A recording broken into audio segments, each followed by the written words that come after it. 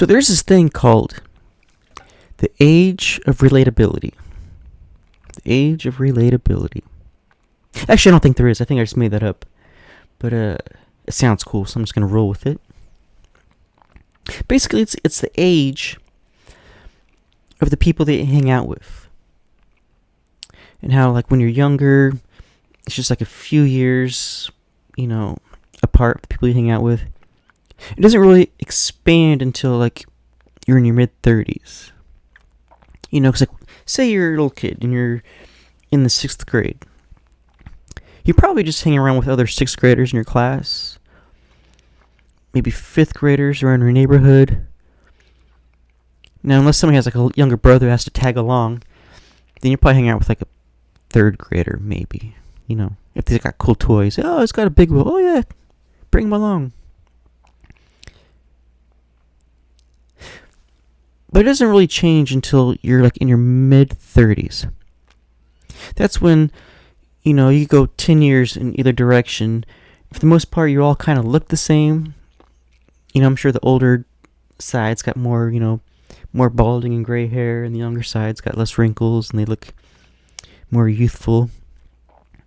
But for the most part, similar interests, starting families and buying houses and whatnot, doing grown-up things. You could all go bowling together on Saturday nights, Thursday nights, whatever. I don't care about your bowling league schedule. It's weird too, because you could talk about, like, the music you listened to growing up. Like, for example, the older guy could be like, I grew up listening to Black Sabbath. The younger guy could be like, oh, yeah, me too. I grew up listening to Black Sabbath. And the other guy will be like, I grew up listening to Michael Jackson and Elton John. And the older guy's like, yeah, I gotcha. That's who I grew up listening to, too. I love them. It doesn't really... There's nothing really, as far as interest that goes, that narrows it down until you start talking about, let's say, the shows you watched growing up. Better yet, like the cartoons.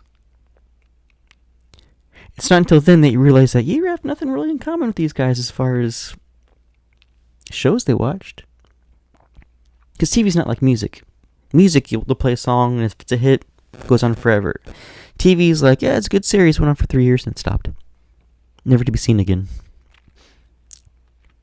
Like, for example, I'll give you an example. I was talking to a buddy of mine, and I don't know what we were talking about or how it came up, but I brought up DuckTales. I'm like, remember DuckTales? That was a great show.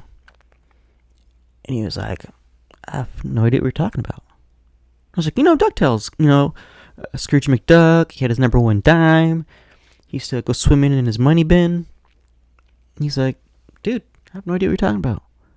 I'm like, what? It was around the same time as, like, Darkwing Duck, Tailspin, Rescue Rangers. And he's like, I've never seen any of those things. I'm like, dude, they were hits. They were, like, the biggest shows on TV.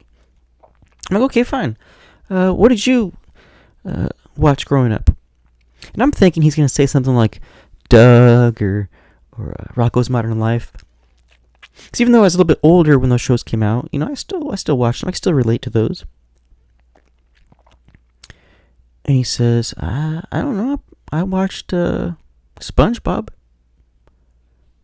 And I'm like, SpongeBob?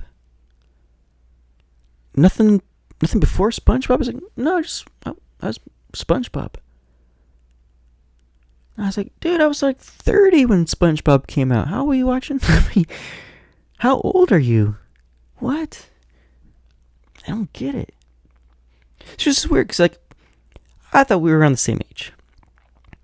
He's, his girl got a kid on their way, looking at houses, he's into the same kind of music, all this kind of stuff, and he just watches SpongeBob. What?